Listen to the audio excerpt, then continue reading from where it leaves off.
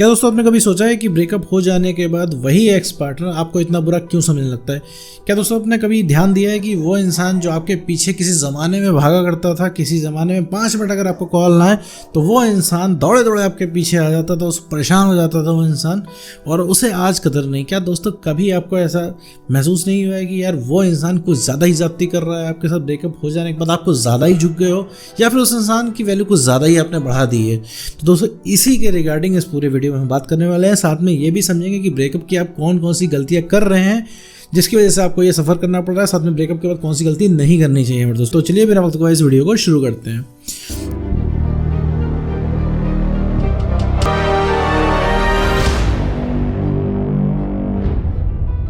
तो दोस्तों अगर कोई आपका रिलेशनशिप था इसमें आपका ब्रेकअप हो चुका है, तो सबसे पहले ब्रेकअप हो चुका है तो सबसे पहली बड़ी गलती जो करते हो आशिक बनने की कोशिश मत करो मेरे दोस्त, उससे कुछ भी साबित नहीं होने वाला है। सबसे बड़ी समस्या है कि तुम आशिक बनते हो, इसकी वजह से उसके भाव बढ़ते हैं। वो परेशान इसी वजह से तुमको कर पाता है क्योंकि तुम क्या है, वो इंसान कह रहा है हम तुमसे रिलेशनशिप नहीं रखना चाहते। तुम क्या करते हो, आशिकी का स्टंट मार देते हो उसके आगे कि हम तुम्हारे लिए ये कर देंगे, तुम्हारे लिए वो कर देंगे। उसे कोई फर्क नहीं पड़ता उस चीज़ से, और नहीं तो उसका ईगो ही बढ़ता है क्योंकि उसे लगता है देखो अब हम इसको इंसान को छोड़ रहे हैं और ये हमसे उतना ही प्यार कर रहा है। वो इंसान तुमसे बदतमीजी से बात कर रहा है, सॉरी तुम बोल रहे हो इधर से, और फिर इसके बाद तुम्हें उस इंसान के ऊपर प्यार आ रहा है। फिर उस इंसान की मेमोरीज को तुम मिस कर रहे हो, ठीक है, उस इंसान को मिस कर रहे हो, मेमोरीज तुम्हें याद आ रही है, तुम सोच रहे हो रिलेशनशिप की शुरुआत का वक्त तुम्हें वापस मिल जाए, और वो इंसान वैसे ही बिहेव करना शुरू करते हैं। उस इंसान को पुरानी फोटो अपनी दिखा रहे हो, पुरानी जगह याद दिला रहे हो, रिलेशनशिप की बातें याद दिला रहे हो, लेकिन वो इंसान जो है वो तुमको छोड़ने का मूड बना चुका है, ठीक है। उसको कुछ ना सुनना है, ना वो इमोशनल हो रहा है, ना उसे कोई फर्क पड़ रहा है, ठीक है। तो सबसे बड़ी गलती यही करते हो आशिक बन के, ठीक है। और तुम एक बात मैं बता दो, तुम्हारा प्यार शो करने से उस इंसान का सिर्फ दिमाग खराब होता है, सिर्फ उस इंसान का ईगो बूस्ट होता है, सिर्फ उस इंसान को अपनी वैल्यू ज़्यादा दिखती है, सिर्फ उस इंसान का कद ऊंचा होता है जब तुम उसके सामने आशिक बनते हो, ठीक है। तो भैया आशिक बनना छोड़ दो, खुद को समझो, ठीक है। थोड़ा इस समय ब्रेकअप हो जाने के बाद थोड़ी सी कड़वी बात है कि हाँ खुद को समझो, लेकिन भैया सारा जो सोल्यूशन है ना ये तुम्हारे ही अंदर है। जो तुम इधर उधर खोजा करते हो ना मेरे तो उसकी कोई बूटी मिल जाए और तुम्हारा एक्स वापस आ जाए, तो भैया यहाँ पे कोई जड़ी बूटी ऐसी नहीं बनी हुई है, ना ऐसी कोई 4 मीठी गोलियां हैं जिनको तुम खा लोगे तो चीज़ें सही हो जाएंगी, ना यहाँ पे कोई जादू की छड़ी है। 100 बात की एक बात कि तुम्हारे अंदर जो है 50% की कमी है वो तुम्हें सही करना है और तुम उसी का सॉल्यूशन तुम हो, ठीक है।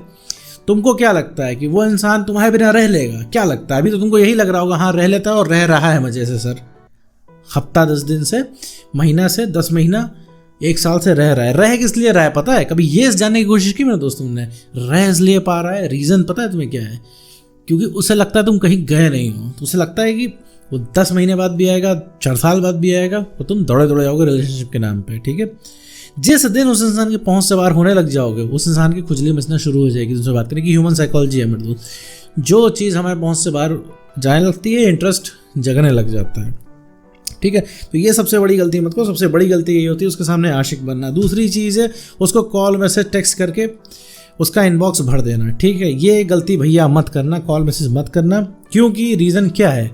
क्योंकि कॉल मैसेज करोगे उस इंसान को, फिर उस इंसान का कद बड़ा होगा। क्यों बड़ा होगा? क्योंकि उसका इनबॉक्स तुम्हें 500 मैसेजेस से सजा रहता है, ठीक है। तुम्हें इस समय नीड, तुम भर भर के उसको सेंटी मैसेज भेजते हो, इमोशनल मैसेज भेजते हो, 500 बार उसमें लव यू लिखते हो। भैया उसे नहीं देखना, ना उसे समझना है, ना उसे सुनना है, ठीक है। अब तुम्हारा प्यार उसे इरिटेशन लगने लगा है, ठीक है।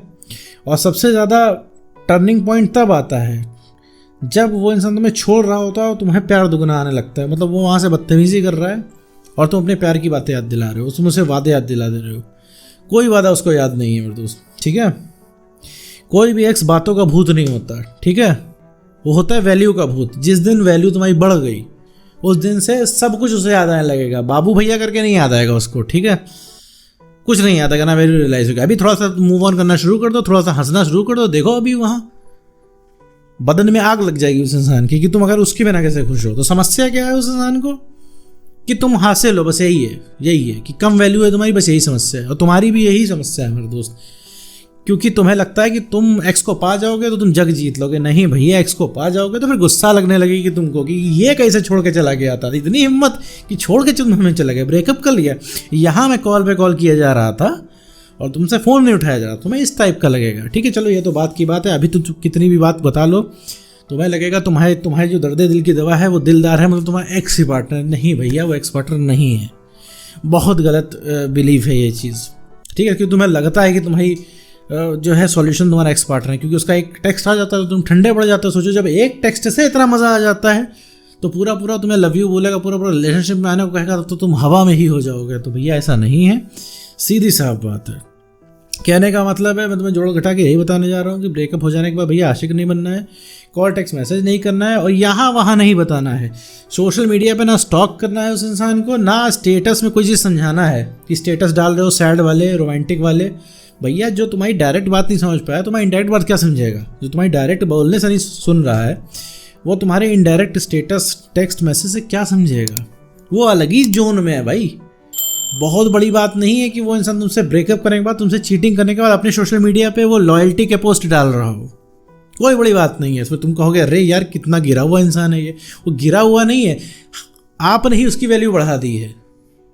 क्योंकि क्यों वैल्यू बढ़ा दी है? कि उसको क्या समझा दिया है कि वो इंसान आके सामने से बदतमीजी करो, तुम यहाँ से उस इंसान को प्यार भरी बातें करो। चिल्ला भी तुम इसीलिए उसके ऊपर नहीं पाते हो क्योंकि तुम्हें डर लगता है कहीं छोड़ के ना चला जाए। वैसे भी छोड़ के जा रहा है और ना चला जाए, यही डर तो कुछ नहीं करने देता मेरे दोस्त। तो तीसरी चीज़ है ना मेरे दोस्त, सोशल मीडिया पे नहीं जाना, सोशल मीडिया पे स्टॉक वगैरह नहीं करना, उसको देखना वगैरह नहीं है। ज़िंदगी का मोटिव ये नहीं है। बचपन से अभी तक इतने बड़े इस वजह से नहीं हुए हो कि किसी एक इंसान की फैनगिरी कर पाओ तुम, ठीक है।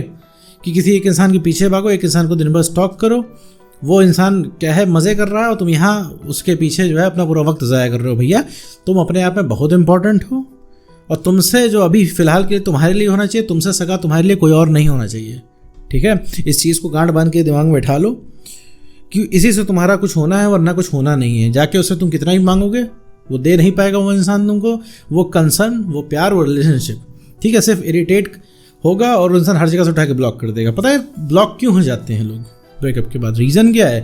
क्योंकि वो तुम लगातार उस इंसान को कॉल मैसेज करते हो और वही 3-4 सवाल घुमा के पूछते हो, उस इंसान के ही दिल में खौफ बैठा देते हो तुम। इस वजह से वो इंसान उठा के ब्लॉक कर देता है, ठीक है।